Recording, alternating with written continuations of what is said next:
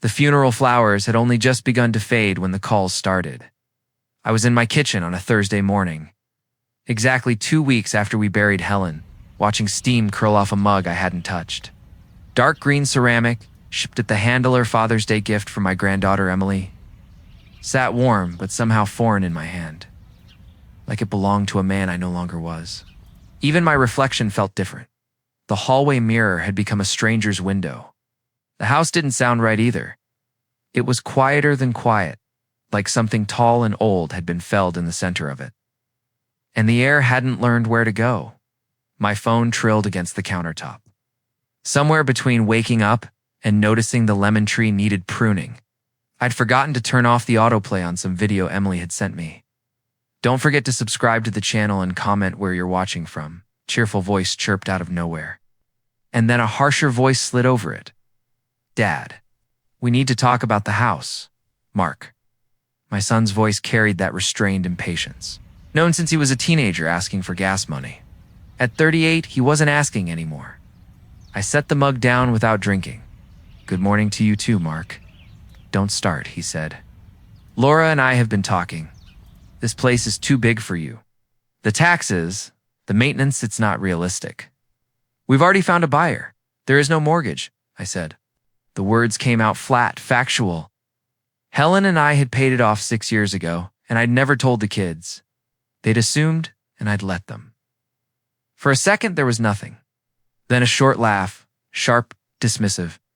Mark had inherited that laugh from me, though I'd never used it like a blade. "Dad, please. Mom's pension barely covered her medications. We all know you're under strain." I walked to the sink and looked out at the garden. Helen and I had tended for 25 years. Rosemary leaned into the stone path. The lemon tree threw a pale oval shadow across the flagstones. Every plant had become a small monument to everything I'd lost. "You're worried about me?" I asked, not turning from the window. "I'm worried about what's practical." Each word was clipped. Spreadsheet. We could put the money from the sale to good use. Emily's tuition isn't going to pay itself.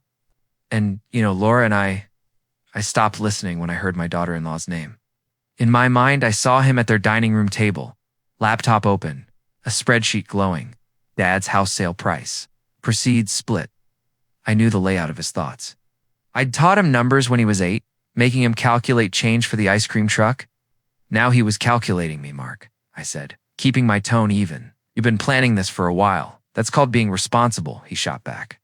"We can't sit around until something happens to you." I let the sentence hang there, ugly. "Until something happens to you? I'll think about it," I said. I ended the call before he could sell me my own life in bullet points. The house was quiet again, but the silence had changed shape. It wasn't the stillness of a home in mourning anymore. It was the pause between one blow and the next. I tipped the coffee down the drain.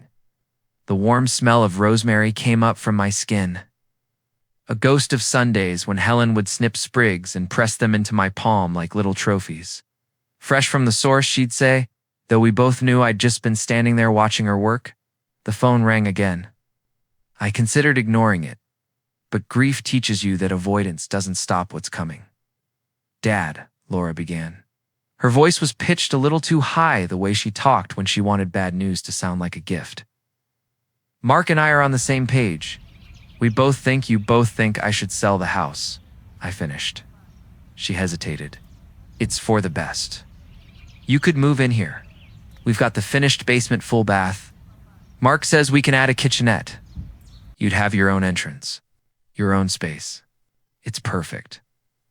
Perfect. A word too big for 4 walls below ground, and the money. I asked, "Well, after we cover the contractor for the basement, you could set some aside. Help with Emily's tuition.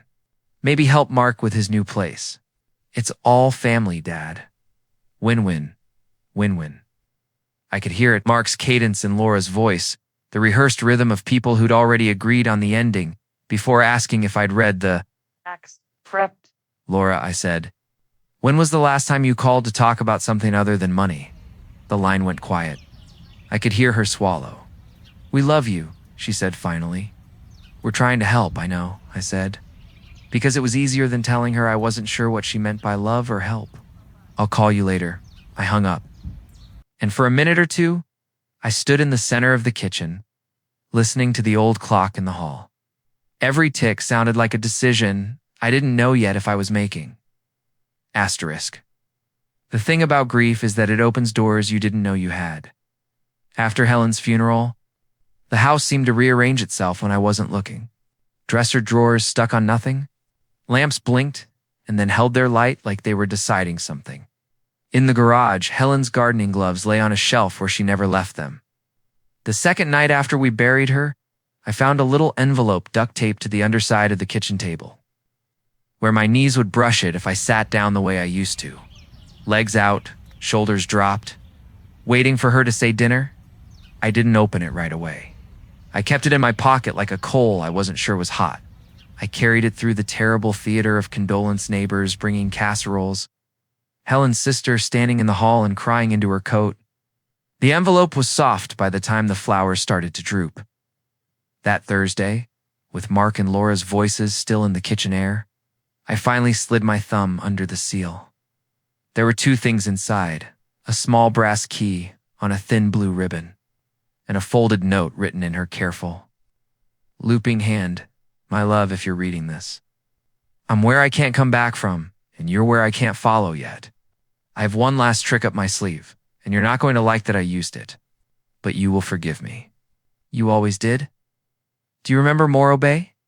The little cafe with the crooked sign and the pelicans on the pier?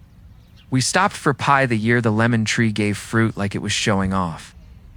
You said the fog made you feel like the world was bigger and closer at the same time. I bought us a house there, before you ask how. Read the rest. The key is for the side door. The folder is in the brown suitcase under our bed, inside the jacket pocket of your old blue suit, the one you hated when we danced at Beth's. WEDDING. I put the utilities on auto pay. I stocked the pantry. There's coffee in the tin by the stove, my sweater on the back of the kitchen chair, because you always say the sea air gets into your bones. As for the money, don't be angry. I kept the savings in a pay a blonde death account with your name, and I didn't tell the kids. I know how you are with fairness. This isn't about fairness. This is about time. There's $480,000. It isn't a fortune, but it is enough. Use it to keep breathing. Use it to do something kind in my name. Don't burn it on guilt. If love could have kept me here, it would have. Go where the fog is thickest. I'm waiting, Ichtop. I held the key until my palm pressed a groove into the brass. Morro Bay, pelicans, and fog. I could smell the salt already, phantom sweet. Under the bed, I pulled out the old brown suitcase and unlatched it. My blue suit, the one that made me feel like a salesman in someone else's life, crackled as I eased my hand into the inside pocket. There it was, a manila folder bulging with copies. Deed, insurance, a list of utility accounts, a photo of a little white bungalow with a gray roof and a curling swath of rosemary outside the fence. She had done it.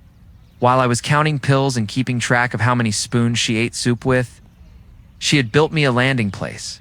I folded onto the edge of the bed and cried like a man who'd been trying not to. I cried because she was gone. I cried because she was still here in 1,000 clever, infuriating ways. I cried because of the money. It's because I had never asked her what was in the envelope of our lives, and she had quietly made sure I wouldn't fall through it. When the sobs finally thinned out, I went back to the kitchen and laid the folder on the table she'd taped the envelope to. The brass key winked on the wood. The clock ticked. Somewhere down the street, a dog barked. The world was unremarkably the same and entirely different. The phone lit up. Mark again. I let it go. They didn't wait long to bring in a professional. On Saturday, Mark showed up with a woman in a navy blazer and the kind of smile you practice in your car. "Dad," he said, barely waiting for my hello. "This is Gina. She's the best in the area. We can get you well over asking. The market is wild." Gina shook my hand and said all the words realtors say when they're trying to make a home into inventory. Charming. Full of potential. Classic bones. The yard will stage beautifully. It's not on the market, I said. Not yet, she agreed, as if that had been my plan. Let's do a walkthrough. She and Mark started opening doors. I followed them down the hallway, past the photographs Helen hung with painter's tape first. Just to be sure, Mark with a cast on his arm after he fell out of the maple tree. Emily in pigtails at the zoo. Me and Helen in Yosemite, younger than I ever remember feeling, her head tipped back, my hand at her waist.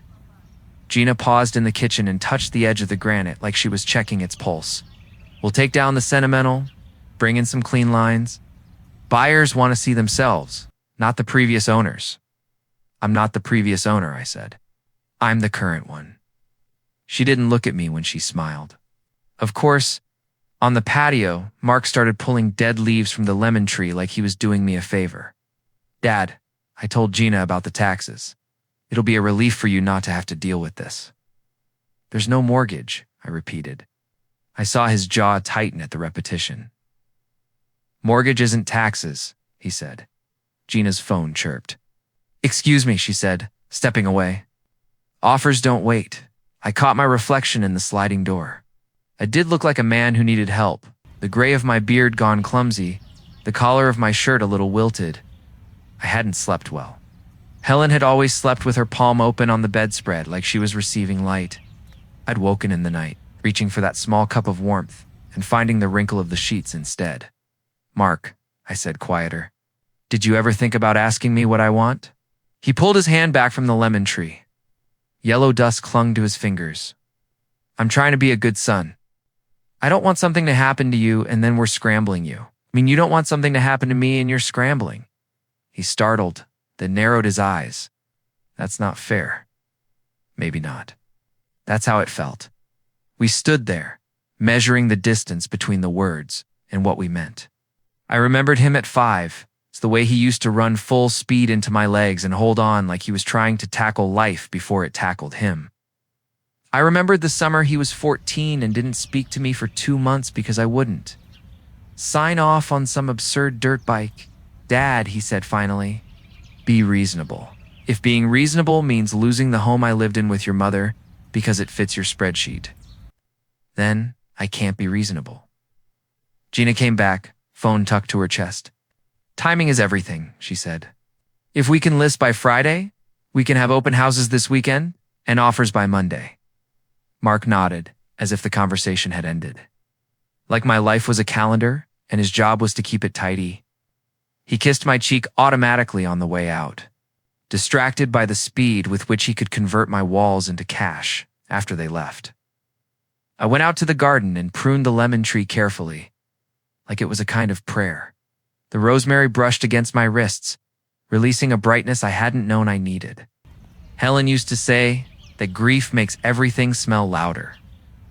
Asterisk, I told no one I was leaving. On Tuesday, I packed a small bag, 2 shirts, socks, the sweater Helen liked because it made me look like a professor. I took the file folder and the brass key and left a note on the kitchen table for myself. Because that's the kind of thing you do when you're driving toward the part of your life that doesn't have a map. The freeway unraveled south toward the ocean. The radio didn't have the heart to play anything but static. So I turned it off and listened to the wheels and the air in my own body, remembering that it could go somewhere without permission. The bungalow sat 4 blocks up from the bay, around a corner where the street curved like a shoulder. The paint was a little more weathered than in the photo. The rosemary out front had grown unruly, its small blue flowers freckling the air. A pelican glided over the water in the distance. Unbothered and prehistoric, the brass key fit the side door like it had been waiting to. Inside was Helen, not a persona. That ache didn't let itself be soothed by tricks, but her particular way of loving a space. The kitchen smelled faintly of coffee and lemon peel. On the counter sat a tin embossed with a pattern of little waves.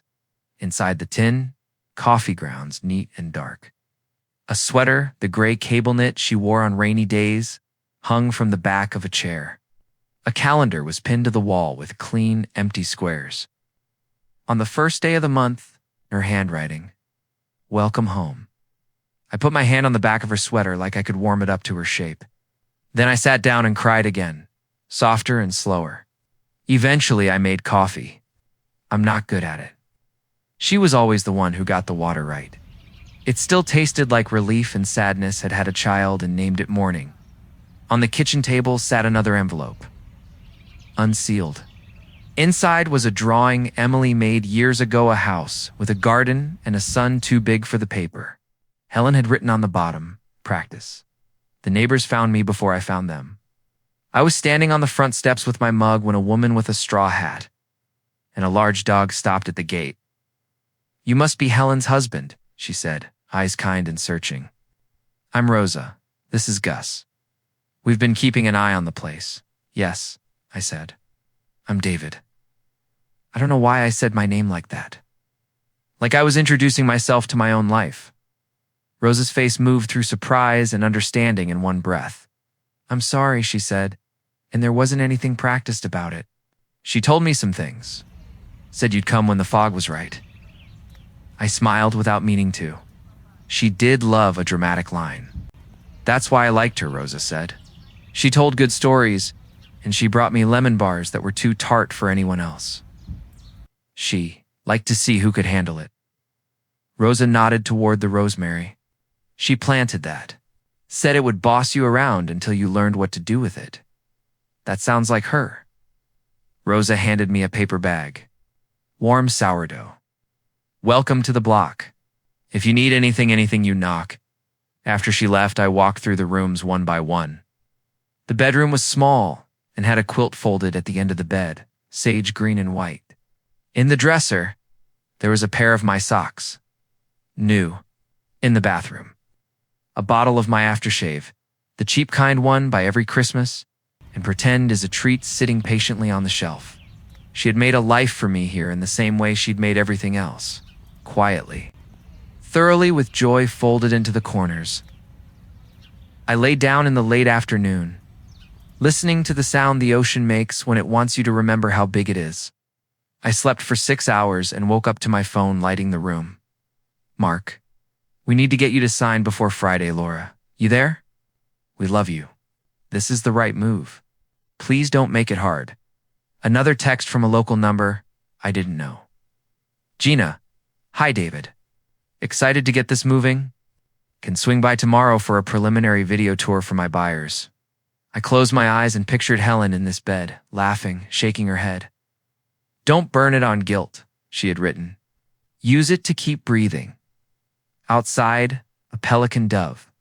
The world kept being itself. Inside, I wrote one simple text to Mark. "We'll talk tomorrow." Then I turned off my phone and let the dark collect. Asterisk. When I got back to the city the next morning, the house looked different in a way I couldn't explain, as if it had spent the night deciding whether to forgive me for leaving. The rosemary Helen planted along the side path brushed my sleeve like a cat. The lemon tree had dropped 2 fat fruits while I was gone, heavy and ridiculous. I didn't have to wait long. At 10 a.m., a car door thudded in the driveway and Mark and Laura came in without knocking. Gina followed, heeled decisive on the hardwood.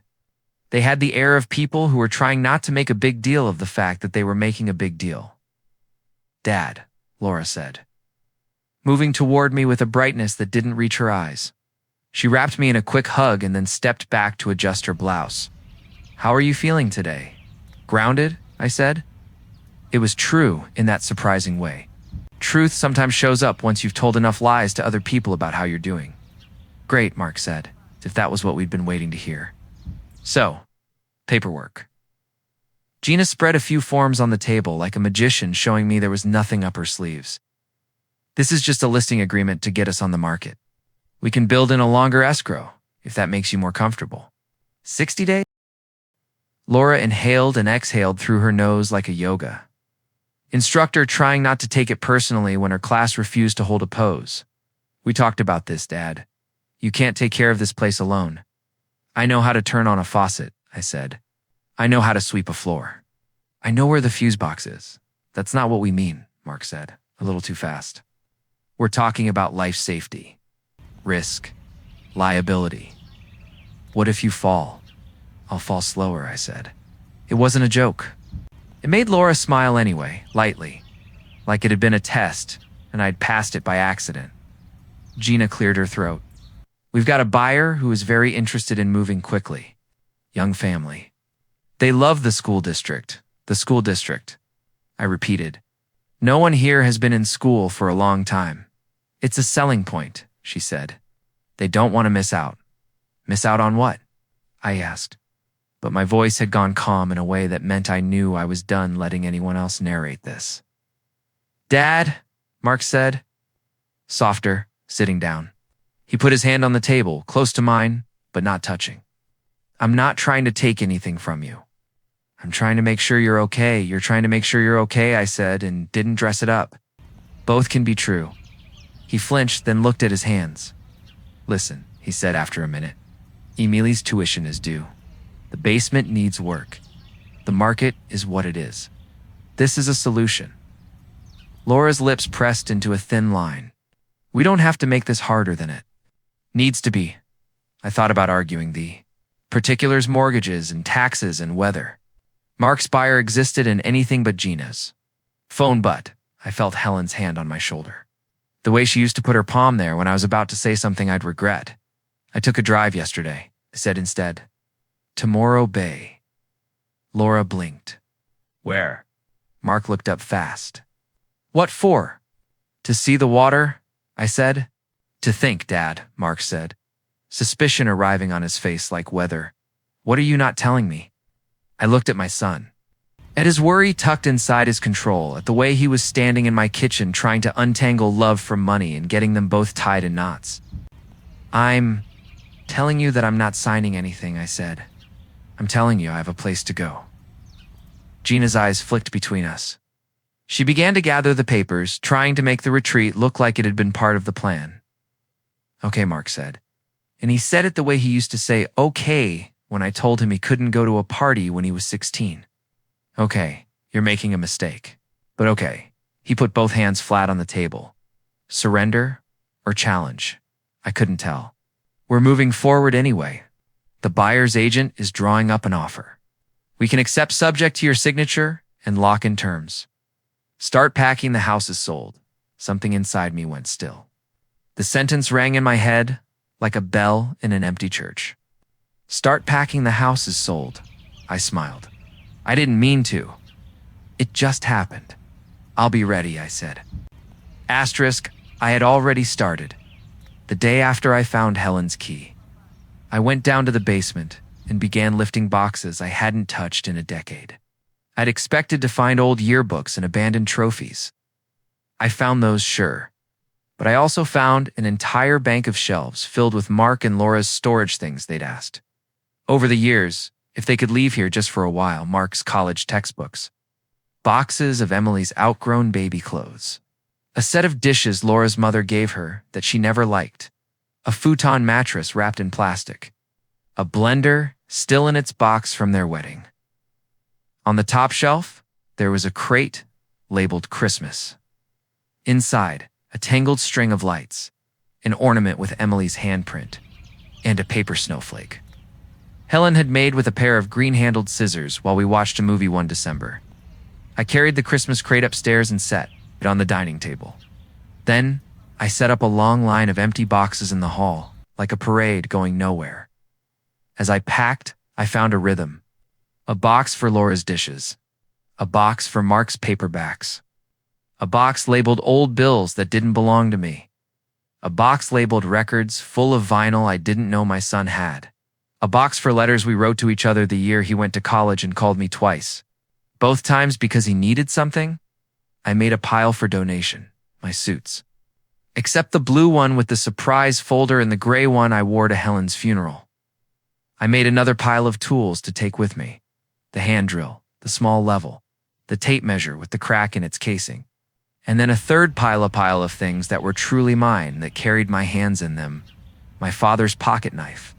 The book of Wendell Berry poems Helen gave me on our 5th anniversary with a note inside. Come back to the ground when you forget how. A Polaroid of Helen at the beach, hair wild, mouth open, the color washed out with the joy blazing through. On Friday, 2 uniformed men wheeled a rental storage container up the driveway. The driver handed me a pen to sign and a schedule for pickup. Packing up? He asked, not unkind. Packing out, I said. They left the metal container where I asked, as if I had requested a monument and someone had delivered one by Saturday afternoon. The basement shelves were almost bare except for my tools and one old bicycle pump. The container rolled its quiet metal breath on the driveway, filling up with the detritus of other people's lives I had been storing for them like a favor they'd forgotten to thank me for. Laura texted to confirm that Gina's buyers would come by Monday to take a look just to get a feel. Great, I wrote. I'll be here. I made tea and took it out to the garden. The rosemary had begun to boss me around, just as Rosa said it would. I cut a few sprigs, rolled them between my fingers, and rubbed the oil on my wrists. The lemon tree flicked sunlight at my shoulder like a child trying to get my attention. You coming? I asked the tree, ridiculous, then more serious to the air. You coming with me, hell? The yard said nothing. It just kept being itself, and that was its answer. Asterisk. On Sunday afternoon, the doorbell rang, and there she was. Emily, 19 and taller every time I saw her, with her mother's eyes and her grandmother's habit of showing up exactly when it mattered. Grandpa, she said, and then, can I come in? You're always allowed to come in, I said. I stepped back. She walked to the kitchen like she knew where everything lived, because she did. And she started making tea. She knows I make it too strong. How are you? She asked, and it sounded like a real question, not a prelude to an agenda me. I said, surviving. How about you? She made a face that said, what do you think? But she didn't say it out loud.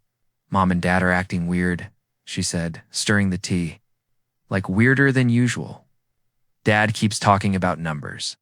Mom keeps talking about the basement. I tried to ask how you were, and Mom said, don't make this about him, which is wild because who else is it about? Her irritation made me laugh for the first time in days. It felt like a gift. Your grandmother left me something, I said.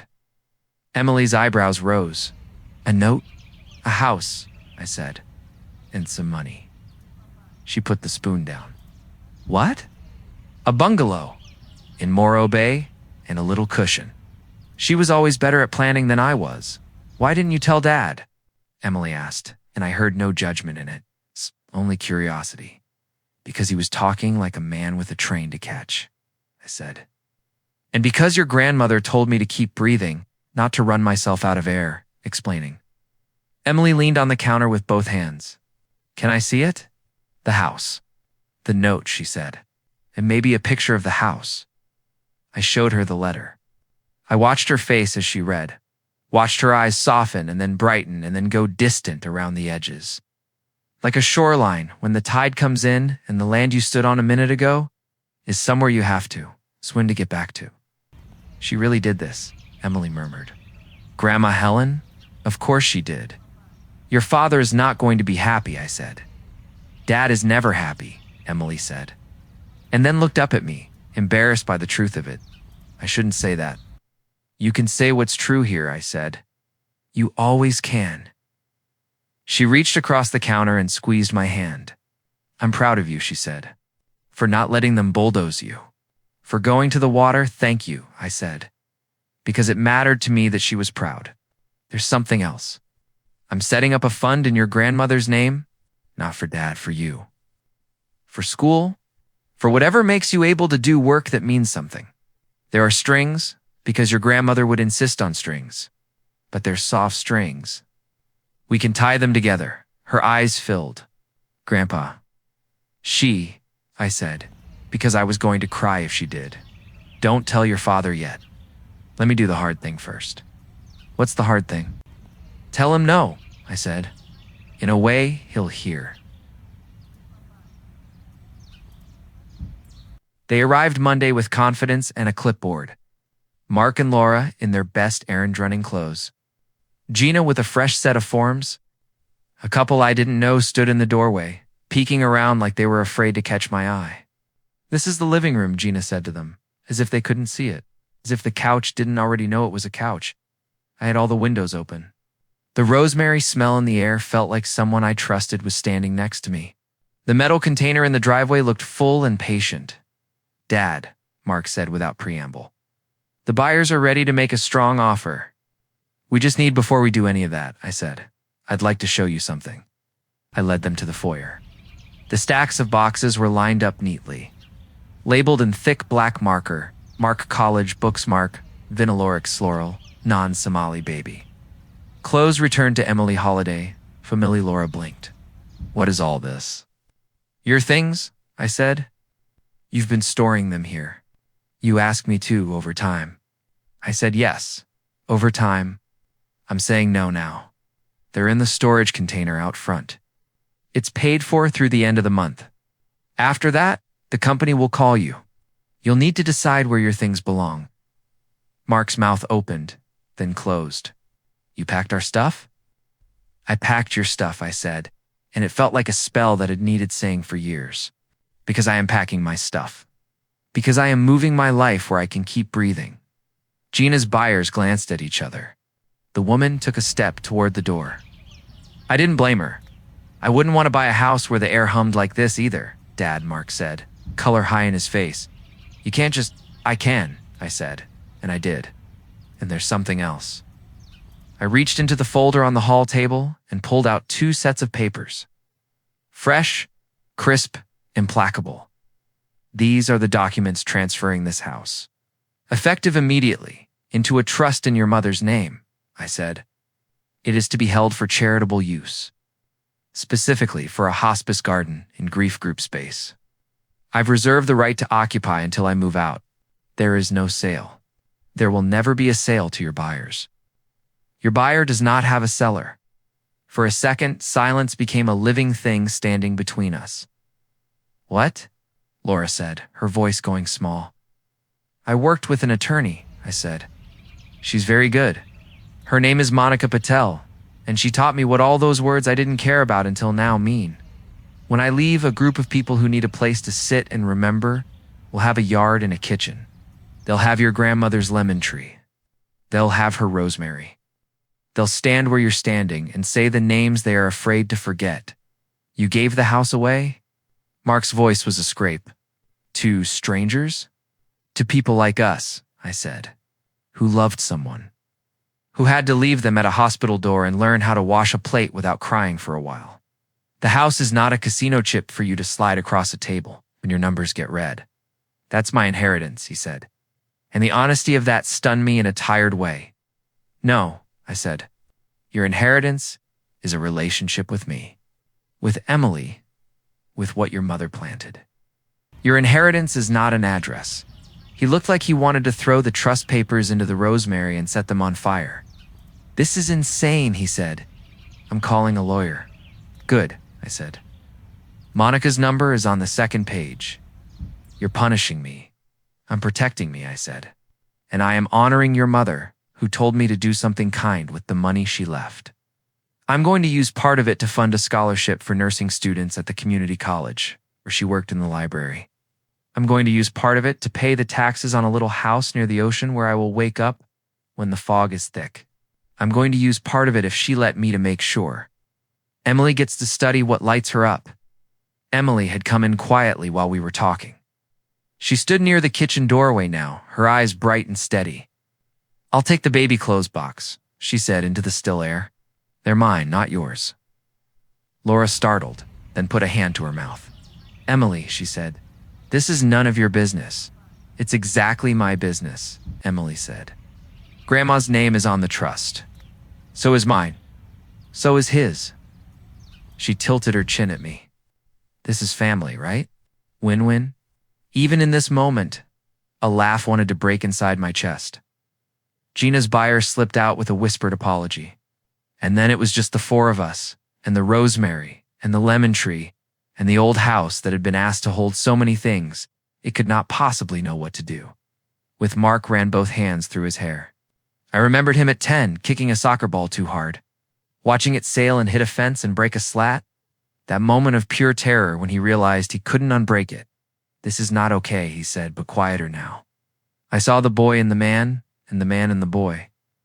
And I loved them both, and wished I could have gotten them to listen to each other a long time ago. It's what it is, I said. And I'm sorry it hurts. I'm not sorry I did it. He looked at me for a long time, and then he walked out. Laura started to follow him, then turned back. "We were trying to help," she said. "Even if it doesn't look like it." "I know," I said. "And you were trying to help yourselves." "Both are true," she nodded. She picked up the box labeled Laura Dishes and held it like it might steady her. She left. Emily exhaled a breath she'd been holding since she came into the doorway. "You okay?" she asked me. "I don't know," I said. "Ask me after I've had coffee by the ocean." She smiled. "When did we go?" Asterisk, I didn't move that day. Life is less dramatic than it sounds in titles and headlines. There were little things to do. Change the mail forwarding. Leave a note for Rosa on the kitchen table. Walk through the rooms and touch the walls once. Not to say goodbye. Goodbye is too big and too small, but to memorize the particular way light touched. The corner near the bookshelf at 5 p.m., the way the floor creaked near the third step. I called Monica. We went over the trust documents again, line by line. I asked her if Mark could unwind what I had done. She said, not unless he wanted to spend a lot of money in court to hear someone tell him no. "Do you feel guilty?" she asked. "Like a man who took back his own coat from someone who was wearing it," I said. "Warm and a little mean." She laughed softly. "You're not mean," she said. "Grief makes people stare at the ground a long time. Sometimes when they look up, they forget how to see the faces of the people they love." That night, I slept in the big house one more time. I dreamed of the sea. I dreamed of Helen's hands in the rosemary, her fingers oiled bright. I woke up to a text from an unknown number. "I'm sorry." Me typed and deleted sentences. In the end, I wrote, "I love you. We will figure out what this new thing is."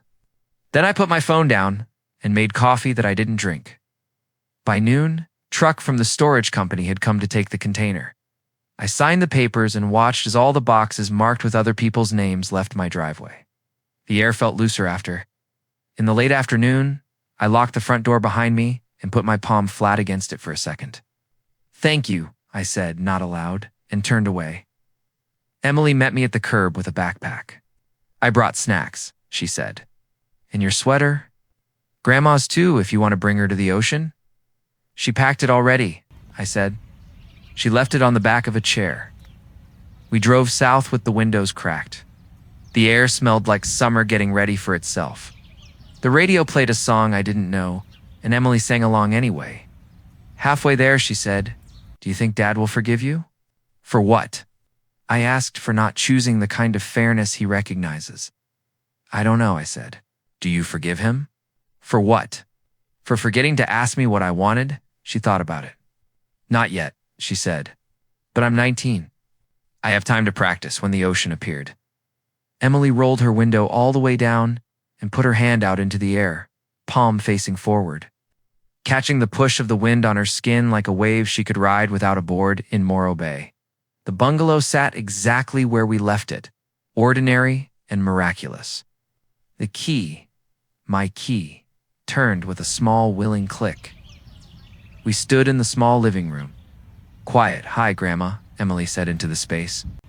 And the space seemed to recall her, too thickened with something warm and invisible. We made coffee in the tin Helen left us. We put our cups on the little table and watched the light move across the wall.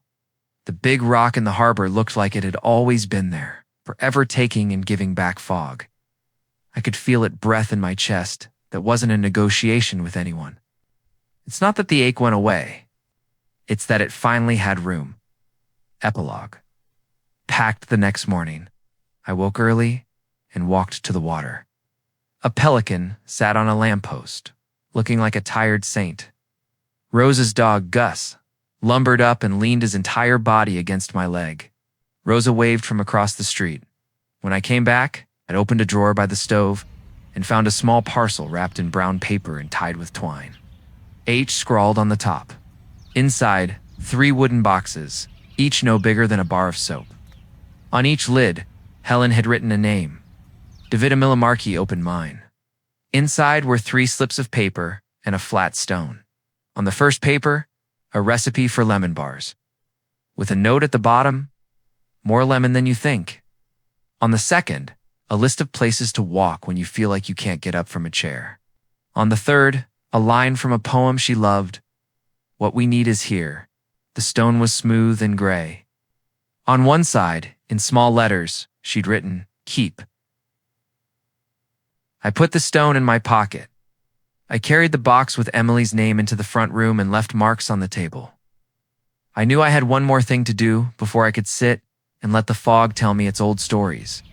I took the box with Mark's name and my phone and walked to the porch. I dialed. It rang 4 times. Dad, he said warily. I have something for you, I said. From your mother. It's not money. It's better. He made a sound I couldn't read.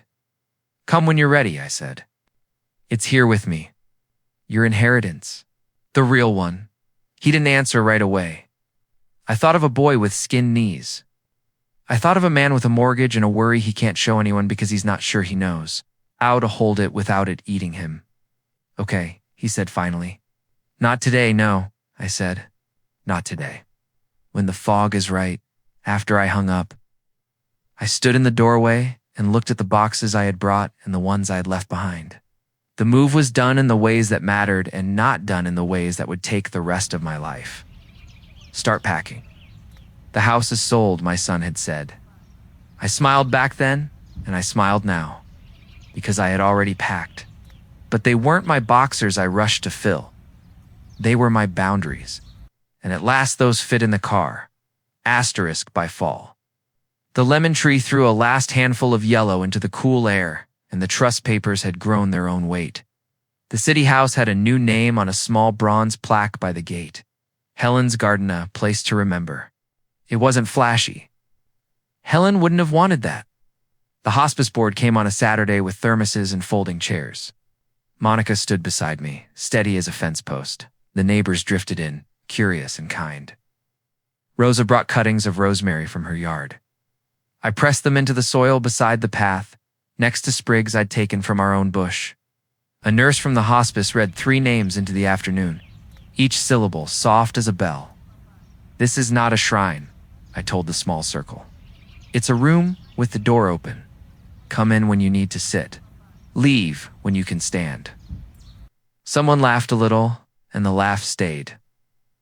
On Tuesdays, Emily started a tiny grief group at the kitchen table, tea and cookies. 2 rules. Say their names and tell one good story. She didn't call it anything. It didn't need a brand. People came. They cried, then wiped their faces and argued gently about whether Nana's carrot cake had too much nutmeg. In December, a boy no older than Emily put a hand on the lemon tree and said, I thought it would hurt more. Emily nodded. It will, she told him, and then poured him more tea. And then a little less. And then again, the scholarship in Helen's name began with a folded table in a community college gym. I wore a tie. The principal mispronounced our last name, and we smiled anyway. The first recipient was a nurse's aide named Anna Morales, who worked nights and took classes in the small hours nobody ever sees. She shook my hand like she'd been taught to look people in the eye. I never met Mrs. Hart, she said, but if she loved nursing students, I'll make her proud. I thought Helen would have liked Anna. The way she squared her shoulders before anything hard. Between ceremonies and Tuesdays, I learned the sound fog makes as it arrives as soft hush, coming in from the harbor like someone laying wool over the town. In Morro Bay, mornings were careful with me. I made coffee from the tin too strong still, and I put my hand on Helen's sweater on the chair back and told her what I'd done, the garden, the scholarship, the way Rosemary bosses me around when I forget what I'm for. Mark didn't answer my first few invitations. He texted in one-liners, busy, later, sorry. I let the days turn themselves. Then, one gray morning when the pelicans were riding low, he appeared on my porch with his hands jammed into his jacket pockets like he'd been arrested by his own second. Thoughts? Hi, he said. Hi, I said, and waited because I'm learning to let silence do its work. He looked thinner, as if worry had whittled him a little. I didn't come for money, he blurted, and flushed at how naked the words sounded. I didn't assume you did, I said. He stared past me, to the living room at the smallness of it. "This is nice," he said. It's like he was surprised a life could be good without being big. "It's enough," I said. We walked to the harbor. The rock sat where it always sits, pretending to be a mountain that got lost. Mark put his elbows on the railing and leaned out, letting the cold air do what it does to faces that haven't cried enough yet. "I was scared," he said finally, "when Mom died. When I thought of you in that big house. When I thought of the numbers. I made a spreadsheet because I didn't know how to sit in a kitchen and say I was scared. I thought if I controlled something, I wouldn't have to feel anything." "I know," I said. I had been building little control towers for years instead of sitting. "Down in the field and watching the weather, I said awful things," he went on. "I said, start packing the house is sold, like I owned any part of your life. I was trying to be a good son, and I sounded like a thief. Both can be true," I said. And he winced, hearing his own words come home. We stood there for a while, letting the water slap the pilings, the sound that teaches you what endurance looks like. Then I reached into my coat pocket and pulled out the small wooden box with his name on it. He held it like something fragile he didn't trust his hands with. "From your mother," I said. I didn't open it. He slid the lid back and looked inside. There were 3 slips of paper and a flat stone, smooth as an old thought. He unfolded the first slip. In Helen's looping hand, "Ask for help before you start fixing." He swallowed. The second, "Bake something you can't rush." The third, "Say my name out loud when you're mad at me." The word on the stone was small and implacable. "Listen," he laughed, "the good kind, the one that doesn't cut." Then he cried, quick and embarrassed, like he'd tripped and caught himself and wanted to pretend it hadn't happened. He pressed the stone into his palm like it belonged there. "She knew," he said. "She always knew." "She did," I said. "She also left money.